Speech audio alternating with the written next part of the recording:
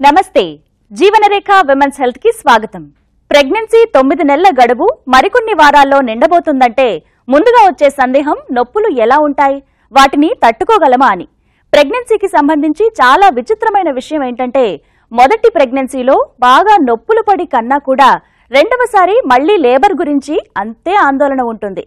మరి labour pain ని ఎలా తగ్గించుకోవటం, పెయిన్ మేనేజ్మెంట్ లో ఎలాంటి అంశాలను గురించి అవగాహన కలిగి ఉండాలి, ఈ వివరాలన్నీ కూడా ఈనాటి జీవనరేఖ విమెన్స్ హెల్త్ లో చూద్దాం.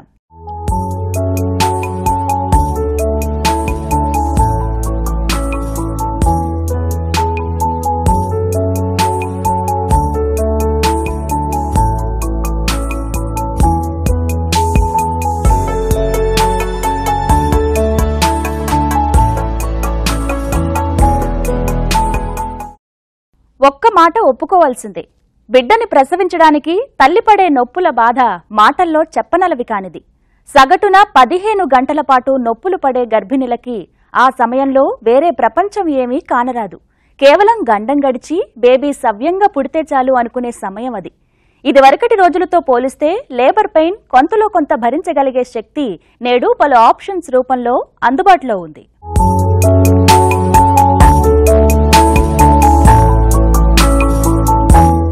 లేబర్ అనే మాట కాన్పు నొప్పులను సూచిస్తుంది. ప్రెగ్నెన్సీ గడువు నిండుతున్న కొద్దీ లేబర్ గురించి ప్రతి గర్భిణీ ఆలోచిస్తుంది. మరి ఇవి తట్టుకోవడం ఎలా అంటే ఇందుకు 2 ఆప్షన్స్ ఉన్నాయి. ఒకటి మెడికల్, మరొకటి నాన్ మెడికల్ పద్ధతులు. తిరిగి మెడికల్ పద్ధతులలో పలు వెరైటీలు అందుబాటులో ఉన్నాయి. మొదటివి మత్తుమందు బేస్డ్ కాగా మరొకటి పెయిన్ రిలీఫ్ ఇచ్చే పలు రకాల మందులు. ఇక మూడవది ట్రాంక్విలైజర్స్.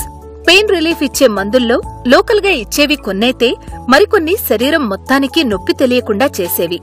కొన్ని ఇంజెక్షన్స్ రూపంలో ఉంటే మరికొన్ని డ్రిప్ రూపంలో నెమ్మదిగా మెడిసిన్ ని రిలీజ్ చేస్తాయి. మెడికల్ వేస్ వేర్ డాక్టర్ ఇచ్చేవి ఏంట్రా అంటే మనకి ఇంజెక్షన్స్ ఉంటాయి, ఓపియాయిడ్ ఇంజెక్షన్స్ అనేవి ఉంటాయి. ఇంజెక్షన్స్తో మనం పెయిన్ కంట్రోల్ చేయొచ్చు.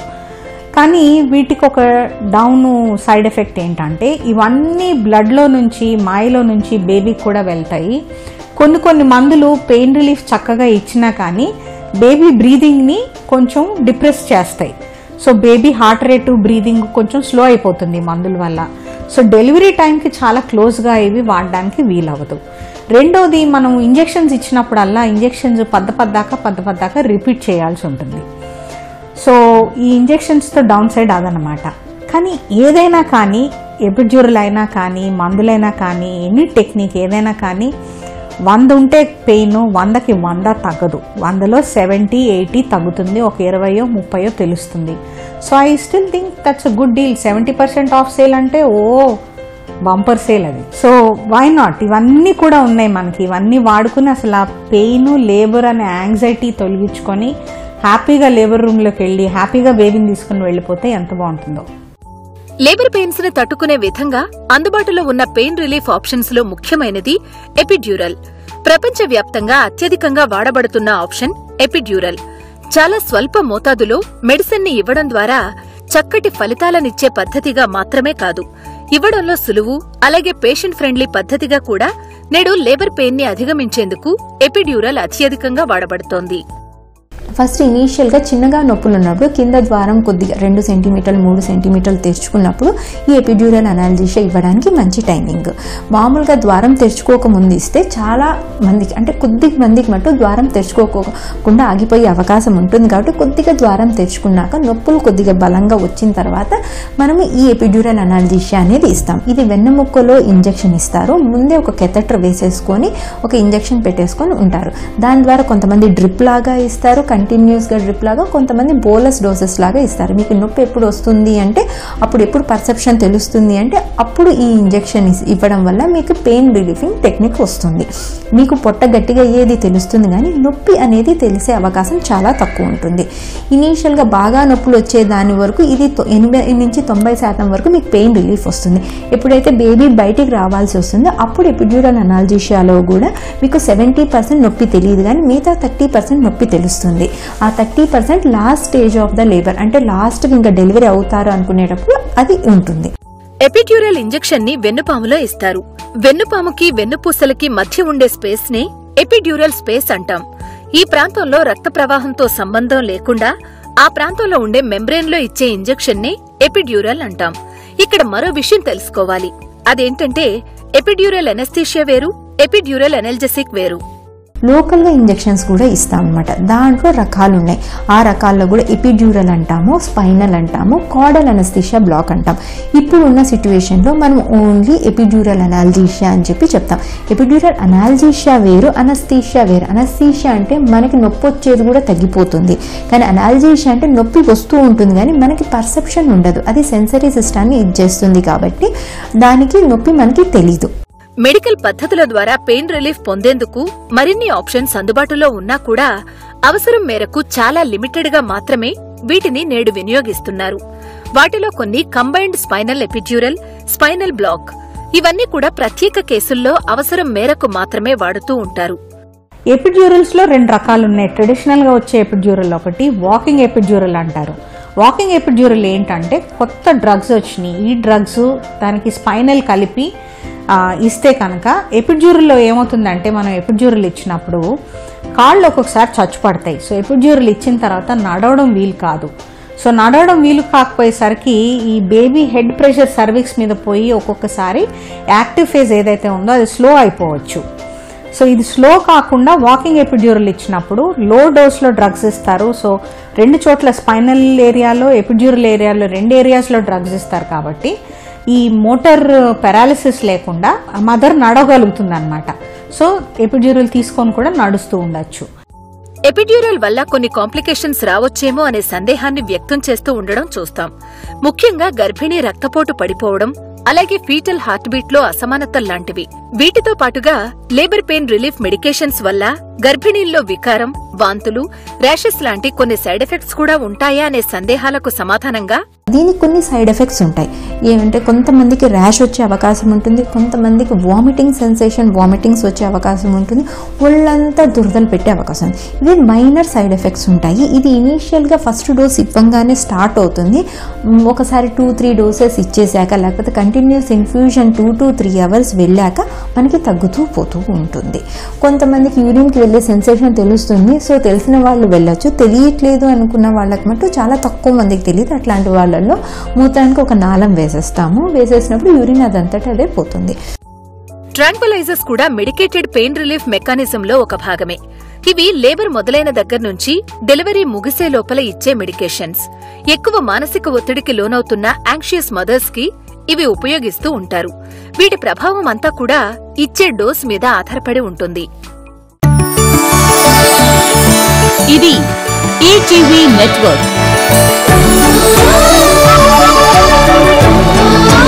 మీరు చూస్తున్నది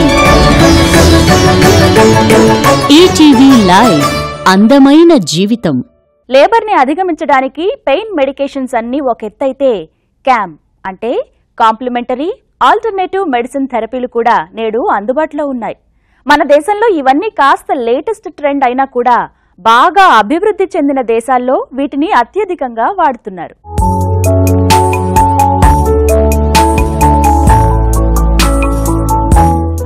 లేబర్ పెయిన్ ని అధిగమించేందుకు పెయిన్ కిల్లర్ ఆప్షన్స్, అలాగే అనెస్థీషియా వద్దు అనుకునేవారు కూడా నేటి రోజుల్లో లేకపోలేదు. కానీ వీరు కూడా ఏదైనా ప్రత్యామ్నాయ పద్ధతుల ద్వారా లేబర్ నుంచి ఉపశమనం పొందాలని ఆశించడం కూడా సహజమే. ఇలాంటప్పుడే పలు నాన్ మెడికల్ పద్ధతుల గురించి ప్రస్తావించాలి. వీటినే CAM అంటే కాంప్లిమెంటరీ అండ్ ఆల్టర్నేటివ్ మెడిసిన్స్ అంటారు. లేబర్ పెయిన్ తగ్గించడానికి చాలా రకాలుగా మనకి ఆప్షన్స్ ఉన్నాయి. మొదటిది first of all women determination. అంటే నేను నార్మల్ డెలివరీ అవ్వాలి అని డిటర్మైన్ అయినప్పుడు మనకి ఆ నొప్పి ఎక్కువగా తెలియదు. రెండవది లమాస్ టెక్నిక్ అంటే బ్రీదింగ్ టెక్నిక్స్. అది స్పెషల్లీ మనము లేబర్ పెయిన్స్ వచ్చిన తర్వాత ఇవి నేర్చుకోవడానికి వీలవ్వదు. సో లేబర్ పెయిన్స్ అవ్వకంటే ముందు వీటి గురించి ఇవన్నీ నేర్చుకుని ఉంటే పెయిన్స్ వచ్చినప్పుడు అదొక బ్రీదింగ్ టెక్నిక్ అనమాట. ఆ బ్రీదింగ్ టెక్నిక్స్ అవన్నీ వాడటం వల్ల చాలా రిలీఫ్, అంటే you can say 50% pain relief పేషెంట్కి కలుగుతుంది. అండ్ దీనితో ఆ డిటర్మినేషన్తో ఆ లమాస్ టెక్నిక్తో కూడా చాలా మటుకు నార్మల్ డెలివరీ వరకు వెయిట్ చేసే అంత ఓపిక ఆ పర్సన్లో కలుగుతుంది. వేల సంవత్సరాలుగా చక్కటి ఫలితాలనిస్తూ ప్రపంచవ్యాప్తంగా ప్రఖ్యాతి సాధించిన చైనీయుల వైద్య పద్ధతులు ఆక్యుపంక్చర్, ఆక్యుప్రెషర్, లేబర్ ప్రోగ్రెస్ ని బూస్ట్ చేసేందుకు అలాగే పెయిన్ ని తెలియకుండా బ్రెయిన్ కి సిగ్నల్స్ పంపేందుకు ఆక్యుపంక్చర్ పద్ధతి బాగా పనిచేస్తుంది. ఆక్యుపంక్చర్ లో వెంట్రుకవాసంత ప్రత్యేక సూదులను ఉపయోగిస్తే ఆక్యుప్రెషర్ పద్ధతిలో శరీరంలో ముఖ్యంగా పాదాలలో కొన్ని ప్రత్యేక పాయింట్స్ లో ప్రెషర్ ఇవ్వడం ద్వారా ఆశించిన ఫలితం పొందవచ్చు. ఈ 2 పద్ధతులు పెయిన్ ని బ్లాక్ చేయగల కెమికల్స్ ని రిలీజ్ చేసేలా ప్రేరేపిస్తాయి. వీటిని లేబర్ పెయిన్ ని తట్టుకునేందుకు ఇచ్చే పెయిన్ కిల్లర్స్ తో పాటుగా అదనంగా కూడా వాడుతూ ఉంటారు. ఆక్యుపంక్చర్ అనేది మనకి కొన్ని చోట్ల ప్రెషర్ పాయింట్స్ అంటాము. మన కాలిలో మనకి బొటన్ వేలి కింద ఒక ప్రెషర్ పాయింట్ ఉంటుంది. ఆ ప్రెషర్ పాయింట్లో కనుక ప్రెషర్ ఇస్తే నొప్పి వచ్చినప్పుడు నొప్పి రిలీఫింగ్ టెక్నిక్స్ నొప్పి చాలా తక్కువగా తెలుస్తుంది. అది కూడా మనకి బాగా ఆక్యుపంక్చర్ తెలిసిన వాళ్ళతో చేయించుకోవాలి. ఇష్టం వచ్చినట్టు ప్రెస్ చేస్తే మనకి వేరే నర్వ్ స్టిమ్యులేట్ అయ్యే అవకాశం ఉంటుంది. ఈ ఆక్యుపంక్చర్ని ట్రై చేయొచ్చు. ఇంకొకటేమో ఫిజికల్ థెరపీ అంటాం. ఫిజికల్ థెరపీ అంటే మన బాడీని వాకింగ్ చేయడం ద్వారా కానీ పర్టికులర్ పొజిషన్ కొన్ని బాల్స్ దొరుకుతాయి, బర్తింగ్ బాల్స్ అని దొరుకుతాయి. వాటి మీద మీకు పెయిన్ వచ్చినప్పుడు మీ టమ్మీని దాని మీద పెట్టి you should rotate this side వేస్ కానీ ముందుకు కానీ రొటేట్ చేస్తే మీకు పెయిన్ ఫీలింగ్ తక్కువ అవుతుంది అనమాట. ఈ బర్తింగ్ బాల్స్ కూడా ఉంటాయి. ఇంకొకసారి పొజిషన్ అనమాట. కొంతమంది బాగా స్ట్రైట్గా కూర్చొని ఇట్లా వంగి కూర్చొని కాళ్ళు 2 దగ్గర పెట్టుకుంటే పెయిన్ తక్కువ ఉంటుంది అనమాట. ఆ పొజిషన్ని కూడా ట్రై చేయొచ్చు. రిఫ్లెక్సాలజీ అనే మరో పద్ధతిలో మసాజ్, హాట్ ప్యాక్స్ అలాగే కోల్డ్ కంప్రెషర్స్ ని నొప్పి తట్టుకునేందుకు వాడుతూ ఉంటారు. హైడ్రోథెరపీ అనే మరో పద్ధతిలో స్నానాన్ని థెరపీ రూపంలో వాడటం చూడొచ్చు. వేడి నీటితో మంచి స్నానం చేయడం ఈ పద్ధతిలో ముఖ్య భాగం. స్నానం అంటే మామూలుగా బకెట్ మగ్గు పెట్టి చేసేది కాదండి. ప్రత్యేకమైన టబ్ లో హాట్ వాటర్ లో థెరపీ రూపంలో స్నానం చేయడం ద్వారా లేబర్ ని ప్రేరేపించడం. ఇవన్నీ కూడా కాదనుకుంటే రీసెంట్గా మనం హైడ్రోథెరపీ అనేది ఒకటి వచ్చింది. హైడ్రోథెరపీ అంటే వాటర్ బర్తింగ్ టెక్నిక్ అనమాట. మైల్డ్ వార్మ్ వాటర్ ఉంటుంది. ఆ మైల్డ్ వార్మ్ వాటర్ అంటే డిగ్రీ సెంటిగ్రేడ్స్ కూడా ఉంటుంది. జస్ట్ మన బాడీ కన్నా జస్ట్ కొద్దిగా వార్మ్ వాటర్లో మనం ఒక టబ్లో పెట్టుకొని ఆ టబ్లో మన బాడీ పార్ట్ ఎంతవరకు మన పొట్టంతా మునిగేంత వరకు వస్తే ఆ వాటర్ అంతవరకు వస్తుంది. అంతవరకు వస్తే మీకు పెయిన్ వచ్చినప్పుడు take a deep breath along with that. ఆ వార్మ్ వాటర్ వల్ల మీకు ఆ పెయిన్ తగ్గినట్టు అనిపిస్తుంది. ఇక నొప్పులొస్తున్నప్పుడు ఏదైనా వేరే పని మీద మనసును పెట్టడం ద్వారా కొంతవరకు ఉపశమనం ఉంటుంది. దీన్ని డిస్ట్రాక్షన్ టెక్నిక్ అంటారు. ఇష్టమైన మ్యూజిక్ వినడం, మెడిటేషన్ చేయడం లాంటివి. ఇక టెన్స్ అనే మరో నాన్ మెడికల్ టెక్నిక్ ద్వారా కూడా నొప్పులను కొంతవరకు అధిగమించే వీలుంది. టెన్స్ మెథడ్ అనేది మనము నర్వ్ స్టిమ్యులేషన్ స్కిన్ కి ఇవ్వటం వల్ల మనకి నొప్పి తగ్గినట్టుగా అనిపిస్తూ ఉంటుంది. బట్ ఈ మెథడ్స్ అన్ని కూడా షార్ట్ లేబర్ అంటే డెలివరీ కొంచెం తొందరలో అయిపోతుంది అన్న వాళ్ళకి ఎక్కువగా రిలీఫ్ కలుగుతుంది. అండ్ ఇవన్నీ కూడా ఆక్యుప్రెషర్ కానీ ఆక్యుపంక్చర్ కానీ టెన్స్ ఇవన్నీ కూడా పేషెంట్కి ఎక్కువ డిటర్మినేషన్ ఉండి తట్టుకునే కెపాసిటీ కొద్దిగా ఉంటే ఇవి కొద్దిగా హెల్ప్ చేస్తూ ఉంటాయి. ఎలాంటి నాన్ మెడికల్ పద్ధతైనా సరే ఆయా పద్ధతులలో నిష్ణాతులై ఉన్న వారి దగ్గర మాత్రమే తీసుకోవాలి. ఇది ఈటీవీ నెట్వర్క్. మీరు చూస్తున్నది ఈటీవీ లైవ్. అందమైన జీవితం. 3వ ట్రైమిస్టర్లో లేబర్ పెయిన్స్ ని ఏ విధంగా అధిగమించాలి అనేది పలు అంశాలను పరిగణనలోకి తీసుకుని గైనకాలజిస్ట్తో చర్చించి డిసైడ్ చేసుకోవాలి. లేబర్ మొదలయ్యేందుకు ఇంకా చాలా సమయం ఉన్నా కూడా ముందుగానే ఈ విషయాలను చర్చించడం ద్వారా అప్పటికప్పుడు టెన్షన్ పడాల్సిన అవసరం ఉండదు.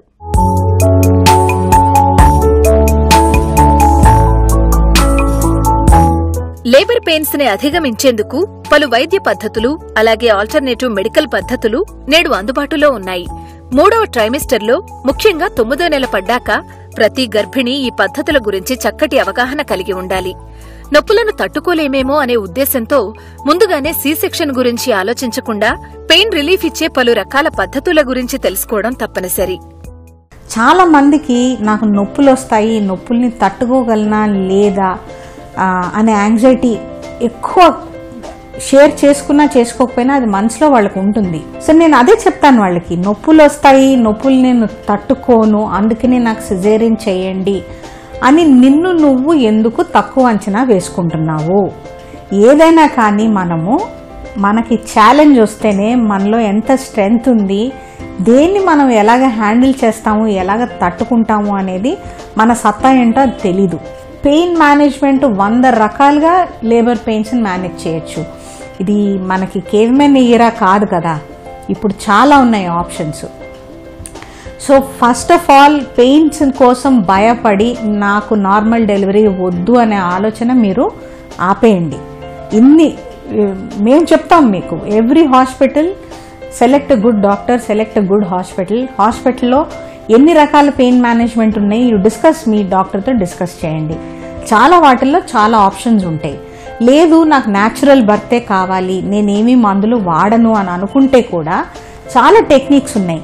కానీ మనకి ముందుగా మనం ప్రిపరేషన్లో చేయాల్సింది ఏంటంటే 9 నెలలు ఆడతా పాడతా గడిపేసి 9వ నెలలో లేబర్ డెలివరీ నొప్పులు వచ్చే టైంలో నాకు ఆక్యుపంక్చర్ కావాలి, నాకు హిప్నోసిస్ కావాలి అంటే అప్పటికప్పుడు రాదు. So you have to plan for it from before.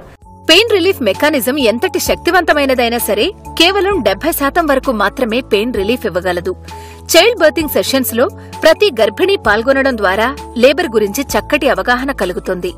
6వ నెల మొదలు యాంటీనేటల్ సెషన్స్ లో భాగంగా గైనిక్స్ లేదంటే చైల్డ్ బర్తింగ్ నిపుణులు గర్భిణీలకు లేబర్ దిశగా అలాగే హెల్దీ ప్రెగ్నెన్సీ కోసం అన్ని విషయాలను తెలియజేస్తారు. ఈ విధంగా బేబీ బర్త్ కి ప్రతి గర్భిణీ సమాయత్తమవుతుంది. 6వ నెల 7వ నెలలో ఉన్నప్పుడు మీకు యాంటీనేటల్ క్లాసెస్ ద్వారా మీకు ఏమేం చేంజెస్ జరుగుతున్నాయి, మీరు ఎలాంటి డైట్ తీసుకోవాలి, ఎలాంటి ఎక్సర్సైజ్ చేయాలి, ఎంత ఫిజియోథెరపీ చేయాలి, అంటే యోగా కూడా ఉన్నాయి, ప్రీనేటల్ యోగా కూడా ఉన్నాయి, కొన్ని స్పెసిఫిక్ ప్రెగ్నెన్సీలో ఎక్సర్సైజెస్ ఉన్నాయి. వీటి చేయడం ద్వారా మీకు ఉన్న బాడీలో అన్ని రిలాక్స్ అయ్యి నార్మల్ డెలివరీకి కోఆపరేట్ అయ్యేటట్టు ఉంటాయి. వీటితో పాటు మీకు బర్తింగ్ ప్లాన్స్ అని ఉంటాయన్నమాట. ఈ బర్తింగ్ ప్లాన్స్లో ఎలా డెలివరీ ప్లాన్ చేసుకోవాలి, ఏం టైప్లో డెలివరీ ప్లాన్ చేసుకోవాలి అనేది కూడా మీకు క్లియర్గా ఎక్స్ప్లెయిన్ చేస్తారు. జీవనరేఖ విమెన్స్ హెల్త్ లో హెల్త్ టిప్ మీకోసం. పెయిన్ రిలీఫ్ మెథడ్స్ ఇవన్నీ కూడాను లేబర్ పెయిన్ స్టార్ట్ అయినప్పుడు పేషెంట్ కి ఆప్షన్స్ ఇవ్వటం జరుగుతూ ఉంటుంది. ఈ ఆప్షన్స్ కూడా పేషెంట్ కండిషన్ ని బట్టి, వాళ్ళ స్టేజ్ ఆఫ్ లేబర్ ని బట్టి ఉంటుంది. ఇప్పుడు patient almost like 7 centimetres dilatation, 6 centimetres dilatation ఉన్నప్పుడు మనం తొందరగా డెలివరీ అవుతుంది అని అనుకున్నప్పుడు ఈ ఎంటనాక్స్ కానివ్వండి ఆర్ లమాస్ టెక్నిక్స్ కానీ ఇవన్నీ కూడా హెల్ప్ అవుతుంది. ఈ ఆప్షన్స్ అన్నీ కూడా అంటే ఈవెన్ ఎపిడ్యూరల్ కూడా 6-7 సెంటీమీటర్స్లో ఇవ్వడానికి అవకాశం ఉంటుంది. బట్ పెయిన్స్ వస్తూ ఉన్నప్పుడు పేషెంట్ పొజిషన్లో కూర్చోగలుగుతుందా ఇవన్నీ చూసి వాళ్ళకి డిఫరెంట్ మెథడ్స్ ఇవన్నీ కూడా ఆప్షన్ ఇవ్వడం జరుగుతూ ఉంటుంది. అదేవిధంగా ఎపిడ్యూరల్ అనే పెయిన్ రిలీఫ్ మెథడ్ మాత్రం ఏదైతే బ్యాక్ ఇంజెక్షన్ ఇవ్వాల్సి ఉంటుందో దానికి మాత్రము పేషెంట్కి క్లాటింగ్ ఫ్యాక్టర్స్ ప్రాబ్లం లేకుండా ఉండి, ప్లేట్లెట్స్ అన్నీ నార్మల్గా ఉండి అండ్ యాంటీకోయాగులెంట్స్ అనే డ్రగ్స్ మీద లేని అప్పుడు ఆ టైంలో వాళ్ళ కరెక్ట్గా ఆ టైమింగ్స్ చూసుకొని అప్పుడు ఇవ్వటానికి అవకాశం ఉంటుంది. ఈ రోజు చూసిన అంశాల రీక్యాప్ మీకోసం. 9వ నెల ప్రెగ్నెన్సీలో ఉన్న ప్రతి గర్భిణి లేబర్ గురించి, లేబర్ సమయంలో నొప్పులను కొంతమేరకు అధిగమించేందుకు అందుబాటులో ఉన్న medical, non medical pain relief పద్ధతుల గురించి తెలుసుకోవాలి. ఎనల్జెసిక్స్ అలాగే అనస్థీషియా 2 రకాలుగా ఉండే పెయిన్ రిలీఫ్ పద్ధతులలో ఈ మధ్య విరివిగా వాడబడుతున్న పద్ధతి ఎపిడ్యూరల్. ఇది వెన్నులో ఇచ్చే ఇంజెక్షన్. దీనివల్ల కొద్దో గొప్పో కాంప్లికేషన్స్ తల్లికి బిడ్డకి ఉంటాయి. కానీ వీటిని మానిటర్ చేస్తూ ఎలాంటి ఇబ్బంది లేకుండా చూస్తారు వైద్యులు. ఇక కాంప్లిమెంటరీ వైద్య పద్ధతులలో ఆక్యుపంక్చర్, ఆక్యుప్రెషర్, టెన్స్ ఇవన్నీ కూడా ఆయా పద్ధతుల్లో నిష్ణాతులైన వారితో చేయించుకోవాలి. లేబర్ అధిగమించేందుకు పద్ధతులు ఏవైనా సరే 100% పెయిన్ రిలీఫ్ ఇవ్వలేవు. ఏ పద్ధతి వాడుకోవాలన్నా సరే వైద్య సలహా సూచన మేరకు మాత్రమే.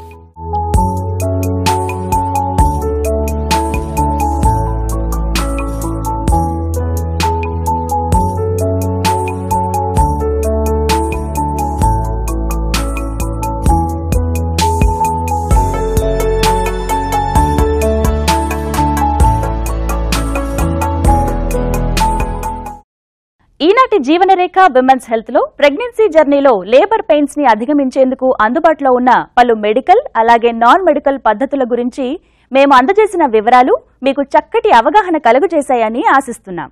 మరో అంశంతో మళ్లీ మీ ముందుంటాం. నమస్తే. జీవనరేఖ విమెన్స్ హెల్త్ కార్యక్రమాన్ని మీరు www.youtube.com/ETV Life Indiaలో చూడొచ్చు మరియు www.facebook.com/ETV Life India అలాగే www.twitter.com/ETV Life Indiaలో ఫాలో చేయొచ్చు.